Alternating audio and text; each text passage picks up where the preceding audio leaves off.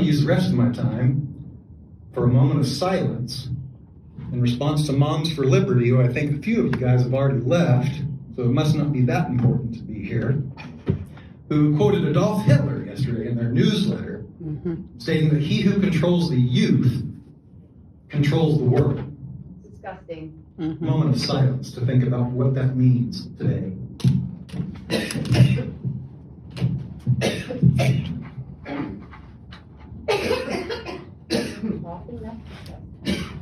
Oh, that's so pathetic.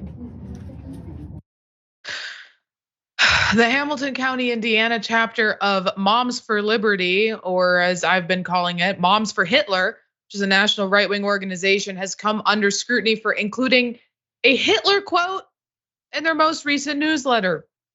A community member responded by calling for a moment of silence for Holocaust victims. Multiple members, as you just heard, intentionally coughed the entire way through it.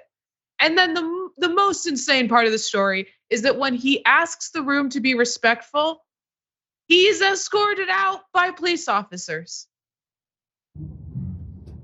Okay, are you through with your? No, I'm not through. Is my time up? Nope. I can't see the clock. Well, it's not. I can't either. You tell me when my time's up. I'm speaking, you guys are interrupting, so I'll take that time back.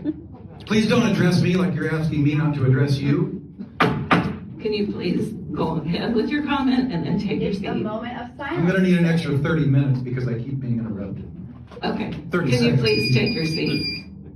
Please take your seat, sir. I asked for 30 more seconds because I was interrupted rudely by the board. You're gonna escort me out as I'm asking for a moment of silence for Holocaust victims. We did have a moment of silence. No, we did not. You interrupted that.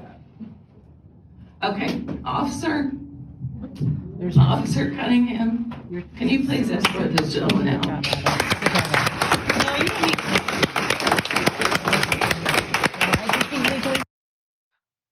So that meeting was being held at the Hamilton East Library, which has apparently become a bit of a hotbed in Moms for Liberty's attempts to ban books and undermine education. I will say that people clapping at the end were clapping in support of him. They were not clapping because he was being escorted out.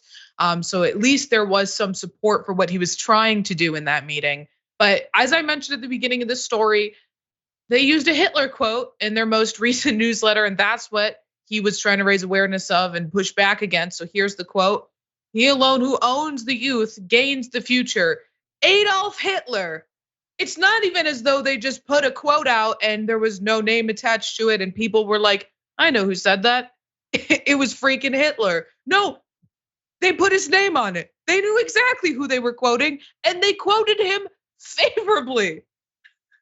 And when a local newspaper reported on the quote, Moms for Liberty accused them of misinformation. Here's from their Twitter page. They're quoting the Indy Star. They say, everybody knows Hitler is bad. Apparently not everybody. This is intentional dishonesty in reporting, but we aren't surprised. All they want is clicks. Do better, Indy Star. The chapter shouldn't have quoted Hitler without condemning him at the same time. They have issued a statement of apology to clear up any confusion. But Jessica, I mean, the reason they are not condemning Hitler while quoting him is because they don't condemn him. And obviously they don't condemn him from the way they acted at that meeting. No, evidently not. Not at all. This isn't the kind of situation where it's like, oh, someone says, I really like Kanye West's music. Like, he might have said some anti-Semitic stuff, but Gold Digger slaps. This was not that situation. It was a person, Adolf Hitler, like the baddest bad guy. And instead of saying like, oh, well, he said this one thing, we agree with the sentiment, we don't agree with his other ideology. It's like you're quoting the man's political ideology, who is a bad guy, for his political ideology. Like there's no saying, well, we know Hitler's a bad guy. No, you used his ideology for literally corrupting the youth as the mission of your group, apparently on your pamphlet. Absurd.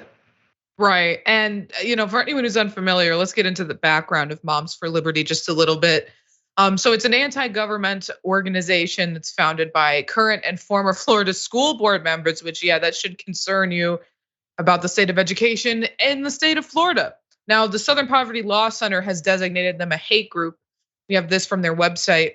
Moms for Liberty and its nationwide chapters combat what they consider the woke indoctrination of children by advocating for book bans in school libraries. They also target teachers and school officials, advocate for the abolition of the Department of Education, advance a conspiracy propaganda, and spread hateful rhetoric against the LGBTQ community. So it's basically evangelical homeschool moms for defunding public education. And Vice actually recently covered their rise in popularity. So we have this headline from them. A far-right moms group is terrorizing schools in the name of protecting kids. Moms for Liberty has targeted teachers, administrators, parents, and school board members, orchestrating harassment campaigns that have left people fearing for their safety and in some cases, their lives. And the article goes on to show how one chair member had to get a restraining order against her for stalking from that article. During a September 2021 board meeting to discuss mask mandates, Jennifer Smith, the chapter chair of the local Moms for Liberty group, sent the school board a chilling message. We are coming for you. Take that as a threat. Call the FBI. I don't care. And I think the most concerning thing about this is that they're not a powerless group. They're not a fringe group. They have ties to high-ranking officials. In fact, Nikki Haley is a huge fan. When you hear Tiffany just now, Tiffany Justice talking about singled out and her voice being diminished as a group of 100,000 women, what's your reaction? You know, it's ridiculous. I will tell you, if you're going to call Moms for Liberty a hate group, then put me right there in them. I'm speaking at their Joyful Warrior Summit. Does that sound like a hateful group to you? I'm speaking to them in July. You can list them as a hate group all you want, but then you're listing parents as a hate group. Some parents are hateful. And does the Joyful Warrior Summit sound like a hate group to me? Yes, it sounds exactly like that. It sounds exactly like a hate group to me. Very much so. And you want us to add you along as being a hateful person right alongside Moms for Liberty? Nikki Haley, no problem. Done. But Ron DeSantis, of course, someone who loves to destroy education, has also praised them and even spoke at one of their conferences last summer. Our school system is for educating kids, not indoctrinating kids. Right. Governor DeSantis was a big crowd pleaser. There were a lot of Mamas for DeSantis stickers all over the place. And he received an award from the group before his speech. But the other names included people like Betsy DeVos, Trump's education secretary, Senator Rick Scott, who heads up the Senate Republican election arm. And their presence just shows how much of a player Moms for Liberty has become in conservative politics.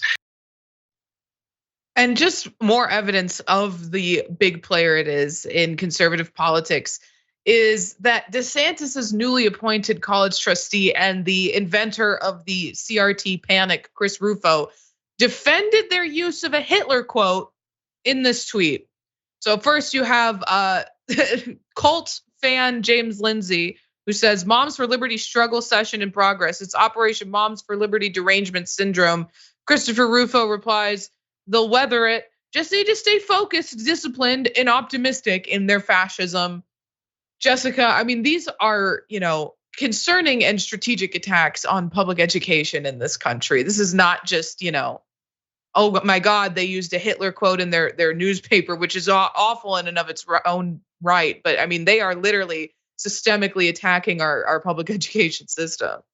Yeah, it's called the Joyful Summit. Does that sound like a hate group? I don't know. It's called a Happy Meal. How bad for your health could it be? Like, come on. Let's not act like we haven't lived on this earth and we weren't born yesterday. And also she says, Nikki Haley said, if it's a hate group, count me in it. What if it's not a hate group? Then would you not be in it? Like, are you saying the quiet part out loud? These people are telling on themselves. Also the quote, he alone who gains, who owns the youth, which is, a weird choice of words, but it's Hitler, so obviously, but weird for the Moms for Liberty to say you need to own your children. That's not really following in the line of the principle of liberty, but nevertheless, he who owns the youth gains the future. They're talking about indoctrinating kids. But it sounds like their whole mission is to indoctrinate kids. That's what's going on here. When you have books banned and you have ideas that you're not allowing kids to have access to, and you want them to be homeschooled so you can teach them your way of looking at the world, that kind of sounds like indoctrination to me. We've seen Gen Z be more progressive than ever. And they want to make it seem like it's because Gen Z has been indoctrinated. I think Gen Z has just had access to free information in a way that no other generation has on the internet.